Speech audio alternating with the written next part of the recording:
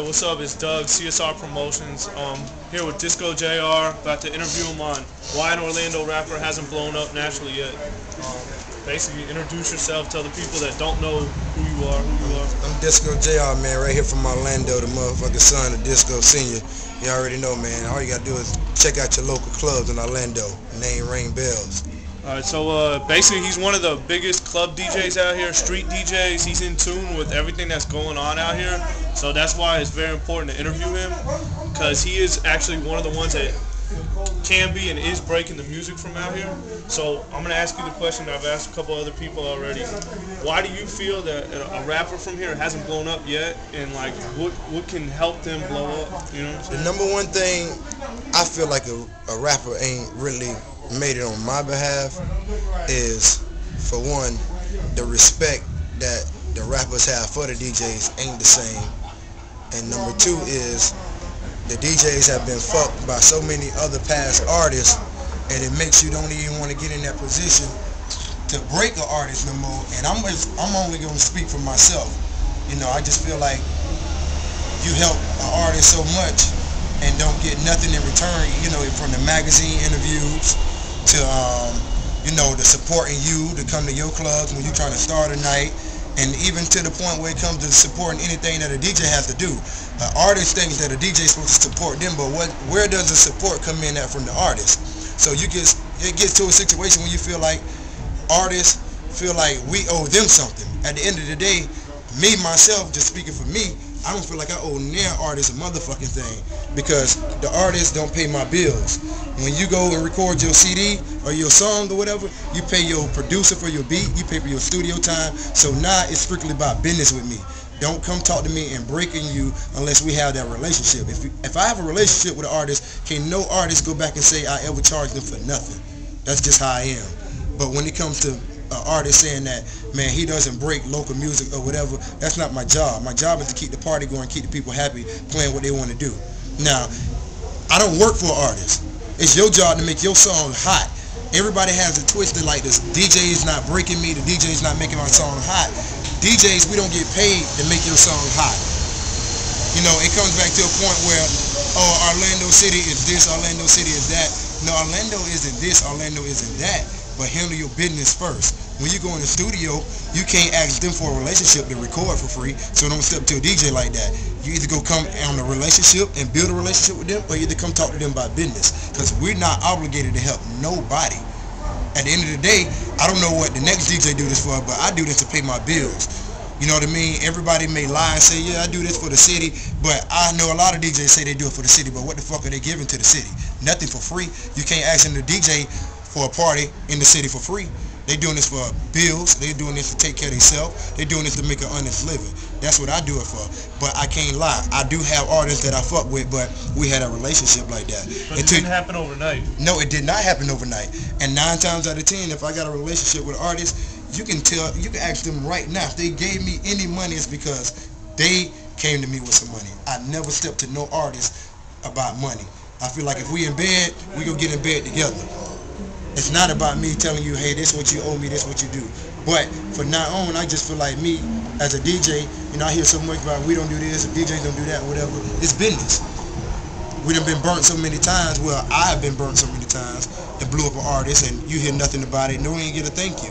They get on to the next DJ and see who else they can get over on to get to do this or get that. And to me, it's just like there's no loyalty in this no more. That's why this next mixtape that me and Lambo 6 got coming out, which is Q6, it's going to be deep for me. Very deep. It's going to be deeper than music, actually. You know what I mean? The loyalty to me means a whole lot, and it goes really, really far in my heart. Because if I fuck with a nigga, I fuck with a nigga forever, and I really fuck with a nigga until you cross me. Alright, so you brought up an interesting thing that really nobody's brought up, the business aspect of it. Because a lot of people look at it, like you said, like, somebody owes somebody something. In reality, you didn't step into the clubs you work at and say, hi, I'm a DJ, you should hire me. Yeah. You had to probably DJ for free. You had to build relationships. You had to come with disco. Real talk. I mean, this is years in the making. October 10 of 010 this year will make 10 years me DJing. And you're young. And I'm only 24 right now. No lie.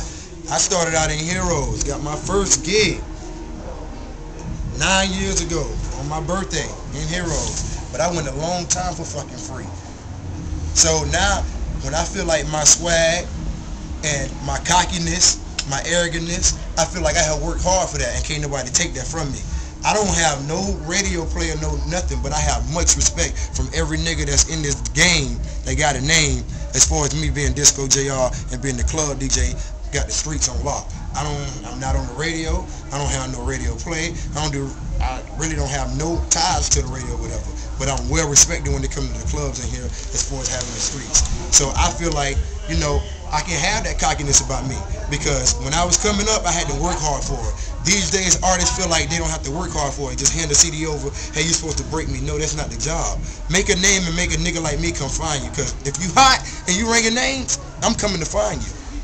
Okay, so this is a very interesting topic. Again, like artists, a lot of artists don't realize that DJs, that you wouldn't step to hit you. Let's be honest, they wouldn't step to you if you weren't DJing in the club. Exactly. If you were just a DJ, they wouldn't give two shits about you. Same reason you may not give two shits about them if they're just an artist. I'm gonna give a valuable key when it comes to DJs. As a new artist, go step to that DJ that's hungry. Go step to that DJ that's grinding and that want to get to where I'm at. Not saying I'm high-mighty or whatever, but go step to that nigga because he hungry right now. He trying to get to where you get, and y'all, that grind can be so much stronger. A nigga like me, I just done been through all of that and seen how a nigga can turn it back on you or whatever. I'm strictly about business right now. Because at the end of the day, I got 2 little boys to feed. I got a family to feed. I got bills to take care of. It's shit that I want to do. It's next levels that I want to get to. I cannot do that shit for free. So you're not rapping for free. Right. Maybe. At the end of the day, though, rappers don't understand that. They're not out here doing this shit for free. They want to tech you. Well, their problem is they know they're doing it for free now, so they look at it like, hey, I ain't making nothing off it either. But obviously their goal is to make some money. So let's look at it from the business end. And look, if your record is hot enough before it comes to him, and he can get the crowd moving off your record, he's gonna play your record. I mean, am I right? Right. It don't matter if you're from Florida, Orlando. It don't matter if you're from Alaska. I mean, the worst thing I hate to fucking hear about. I think we the only city. I done did a lot of traveling, man. I can name a lot of cities. I hate to fucking hear us in Orlando say, well, they don't play local music. What is local music? If you want to consider yourself local music, you're gonna always be local. I don't play local music. You're right. I play good music. If you got good music, I'm gonna play that shit. That's bottom line. It ain't about local music. It ain't about nothing about, you know, he from Orlando and it's local. He don't want to support his city. No, it ain't. It ain't that. I'm gonna play music what's hot. If it's hot, I'm gonna fucking play it. Bottom line. But don't bring me no bullshit. You wanna bring me some bullshit? Bring me a check, a wealthy check. Cause my job is on the line. If he's playing a bunch of whack music, he might not have the gig he's at for too long if the crowd ain't coming no more. So you got to look at it from his end too. He's not going to just play you because he knows you, or he's not just going to play you because you're from Orlando. He's going to play you for the other reasons he named, because you're hot, because your music's hot, or because you built a relationship. And you still got to have hot music. It don't matter if it's your brother.